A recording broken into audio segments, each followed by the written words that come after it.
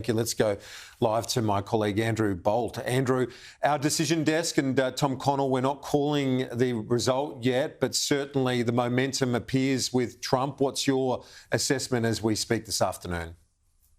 Yeah, I agree with you. I think Trump will be a president again in what will be the most amazing comeback we've seen since I don't know when, certainly in American political history in the last century or more.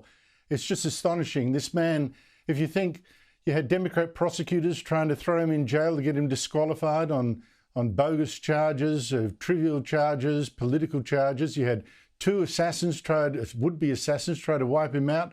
You had the media campaigning against him like nobody's business, and yet he looks like being the next president of the United States. It's just amazing.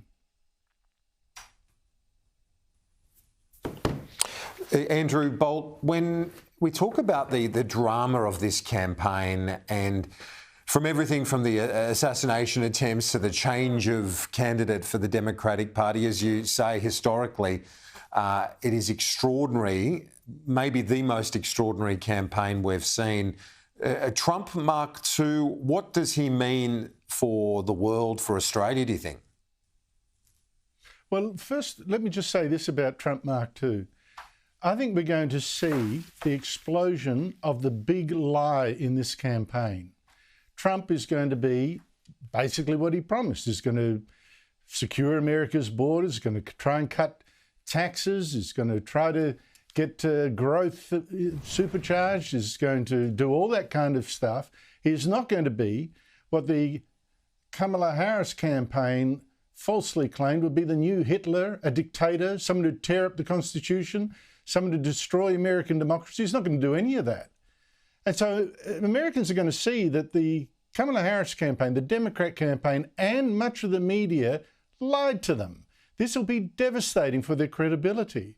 It'll be devastating for the Democrats when they come to run against the next Republican nominee for president, which will almost certainly be J.D. Vance. What are they going to say about him that they didn't say worse about Trump and lied? I mean, this is going to be a real body blow. I think the Republicans are set for 12 years of the White House if they play their cards right. And for Australia, I think we're going to get a president that will stand up for Israel.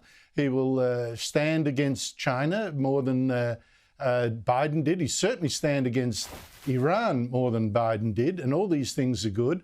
I'm worried about Ukraine, of course. I predict that he'll stick with the AUKUS thing. I think the most important thing, perhaps, for our Prime Minister to consider is this. He is going to just call out the global warming scare. He's going to tear up what he says is the new Green Deal that Biden and Kamala Harris promised and were delivering.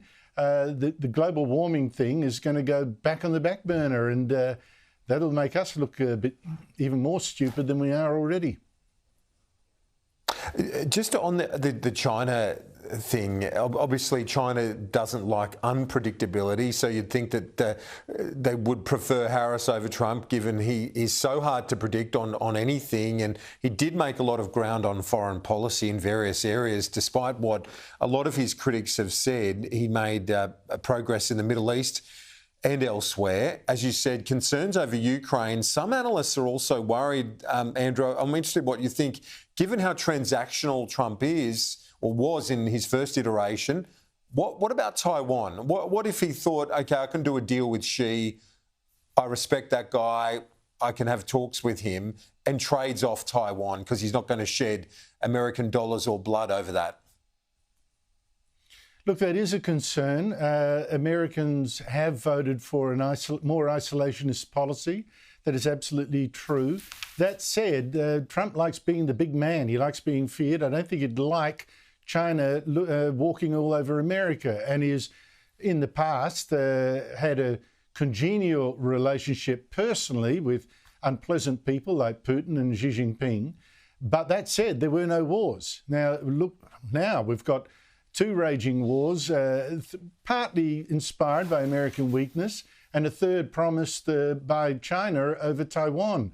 Whether America could defend Taiwan, whoever is the president, is a big question anyway. But yes, this is a concern. I've got some hopes. You know, one of my regular guests on the Bolt Report is Jack Keane, General Jack Keane. Trump, last time he was president, tried twice to make Jack Keane his Secretary of Defence. Is very close to Keane, gave him the Presidential Medal of Freedom, and Jack Keane is really committed to the defence of Ukraine and of Taiwan. And with people like that, I should imagine Donald Trump may well change his mind. It's quite easy to change his mind, and he'll change it again. Andrew Bolt, very much appreciated.